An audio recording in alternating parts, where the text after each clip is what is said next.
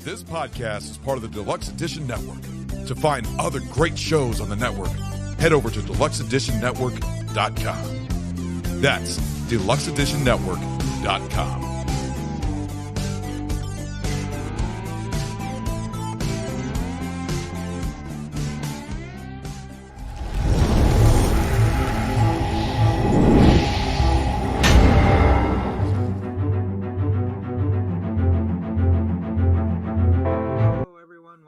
To another episode of the Stephen Gervais and Friends podcast. I am Stephen Gervais, as always, the host of this podcast. Today, I just want to say thank you for the 600 plus downloads on the podcast from Buzzsprout.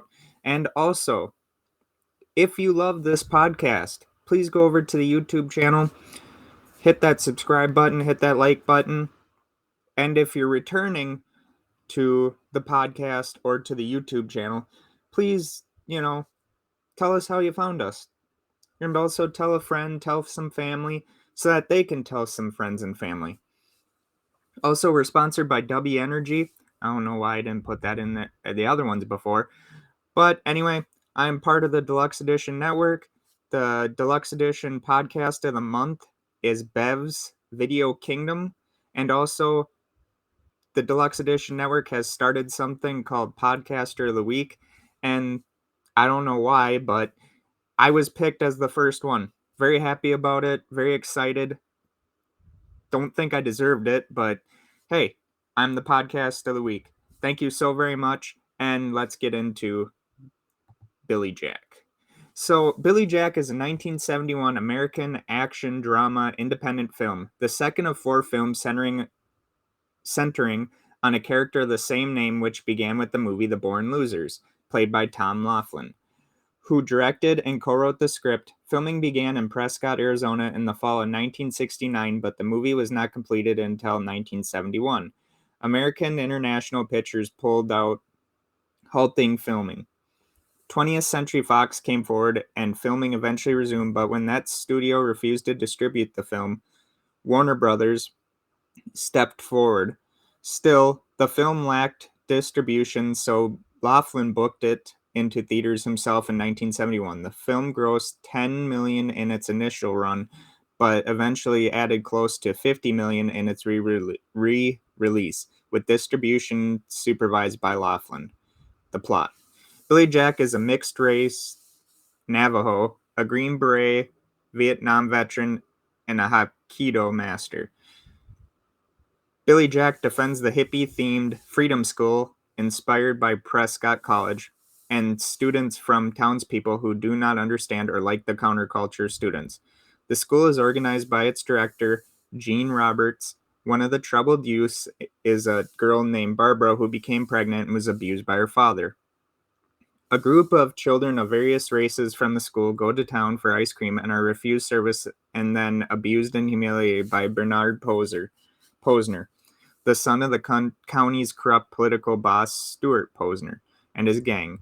This prompts a violent outburst by Billy. Billy goes through a Navajo initiation where he is bitten purposely by a large rattlesnake so that he would become the blood brother to the snake and survives the ordeal. Meanwhile, Barbara loses her unborn child when the horse she was riding stumbles on a rock, causing her to fall off the horse. Following an incident involving Gene, Billy gives Bernard a choice of either receiving a dislocated elbow or driving his Corvette into the lake. Bernard does the latter. Later, Gene is kidnapped and raped by Bernard, who also murders a Native American student. Billy confronts Bernard, who he catches in bed with a 13-year-old girl and sustains a gunshot wound before killing him with a hand strike to the throat. After barricading himself following a climactic shootout with the police and pleading from Gene, Billy Jack surrenders to the authorities in exchange for a decade-long guarantee that the school will be allowed to continue to run with Gene as its head. As Billy is driven away in handcuffs, a large crowd of supporters raise their fists as a show of defiance and support. And that's the end of Billy Jack. This movie, I would have to say, was probably better than The Born Losers because you get to see Billy's character more thoroughly thought out, I would say. And Billy Jack in this movie is just amazing. He loves these students at this freedom school, and he protects them from everything. I mean, he pretty much goes into an ice cream store after some of the students are um, have flour poured on them to make them look white by Bernard Posner. And so Billy goes in there and, he says, when I see what you've done to these students, it just makes me go berserk, and he beats them up. Well, then Stuart Posner goes and goes into Billy's Jeep, opens it up, and I think he takes out like the spark plug or something so that he can't get away. And then Billy Jack knows that he's going to be in for a fight for his life. So what does he do?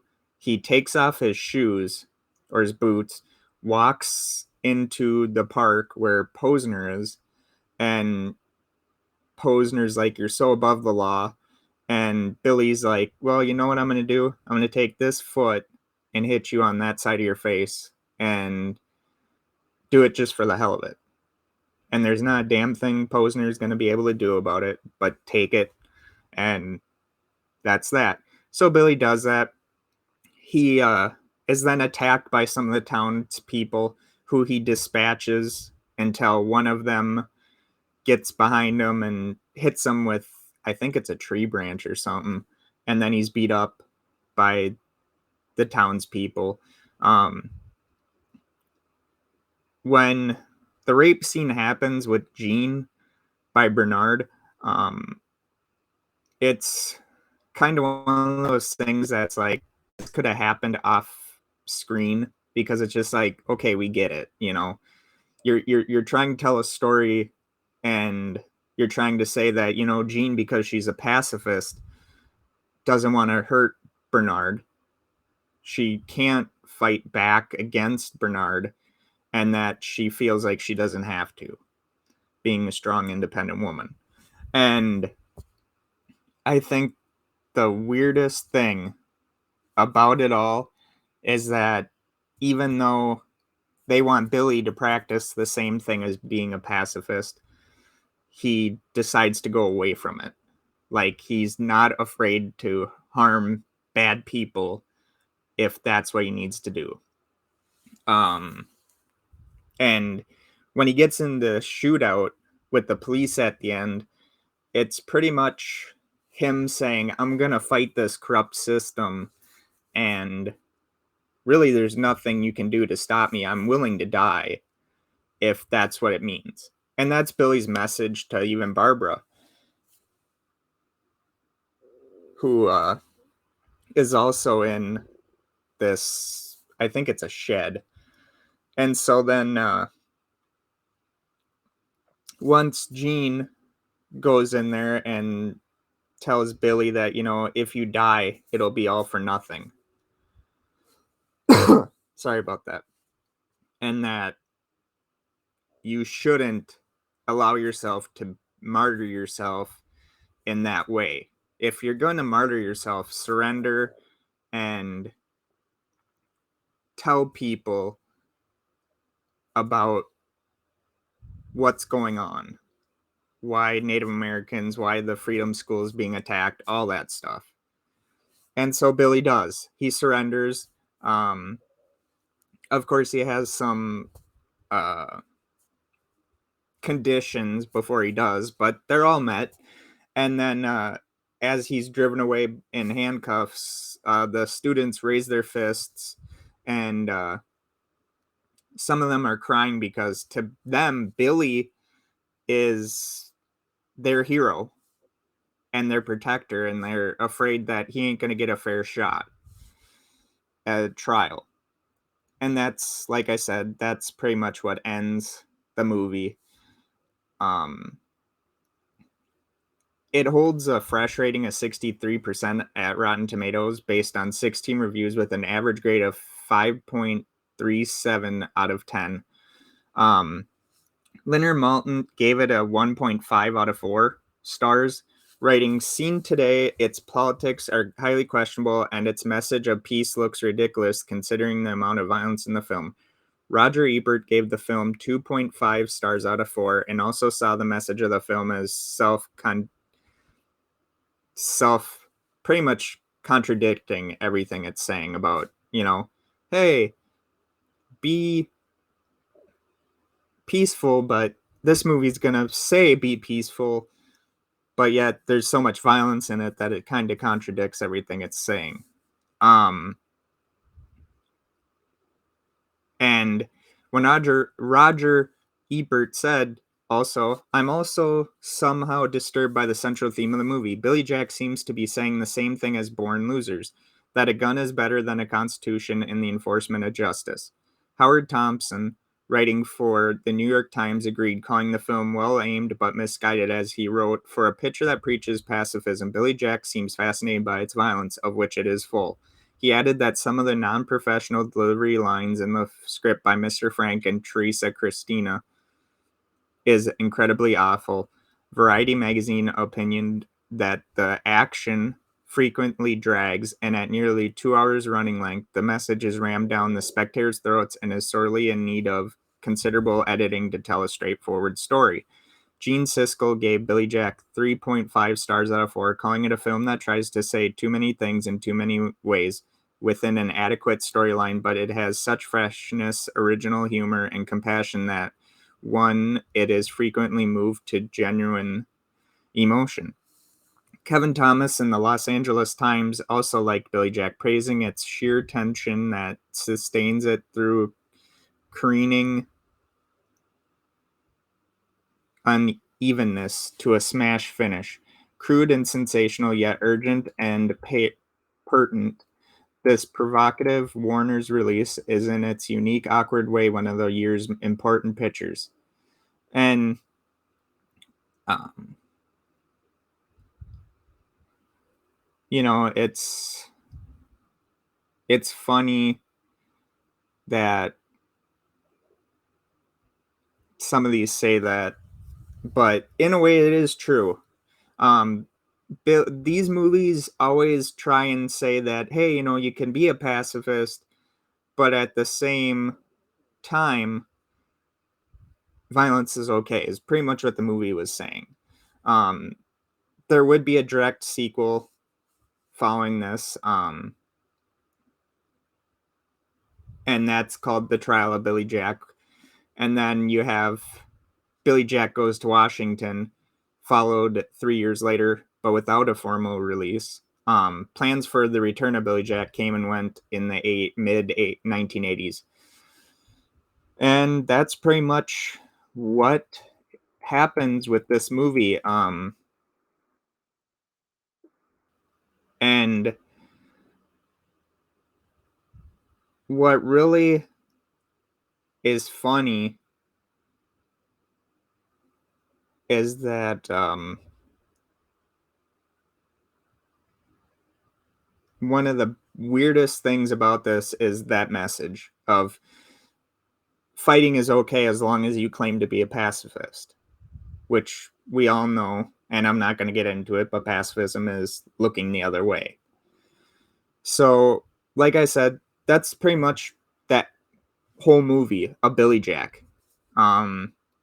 More action in this one than what was with the other one, that being the Born Losers. Trial of Billy Jack, we get more action and also some other stuff, which we'll talk about probably tomorrow. I know my scheduling this week has been kind of weird, but yeah, that's it for Billy Jack. The updates I wanted to talk about is that we now have Patreon, which we're still trying to smooth out all the details with that. And we have a website, which is Stephen Gervais and Friends Podcast.com. You can go on there, watch the previous recordings. If you want to be a guest on the show, there is, I think, a form on there to fill out, and then we can schedule everything. Also, if you want me to be a guest on your podcast or show, I'm fine with that. just message me or email me at stevenjarvis10@gmail.com, and I'll get back to you as soon as possible, hopefully, unless I'm really busy, but I will try to get, back to you as soon as possible. Other than that, really not much to talk about. I know this episode kind of seemed rushed, but that's just because was just trying to figure out what to do next. I didn't know if I should do Billy Jack, but then when I promised it, it was kind of like, well, you got to do it. I don't know if we're going to really talk about the trial of Billy Jack or Billy Jack Goes to Washington, because it's the same movie pretty much, just different settings and plots. And tomorrow I will probably do a history of a sports team or something. Still trying to figure it out. So thank you so very much. Remember, go to the deluxeeditionnetwork.com. Go check out all the podcasts on there, including the podcast of the month being Bev's Video Kingdom. And also, if you haven't yet, there is a link that you can go to in the deluxeeditionnetwork.com or on some of my socials for the DENNY'S. The DENNY'S is the Deluxe Edition Network award show where you can vote on your favorite categories. And if you like my podcast a lot, please vote for me so I can win Podcast of the Year. But if you don't, that's okay. You can vote for anyone you want. There's no pressure. So thank you so very much, and I will talk to you all later. This podcast is part of the Deluxe Edition Network. To find other great shows on the network, head over to deluxeeditionnetwork.com. That's deluxeeditionnetwork.com.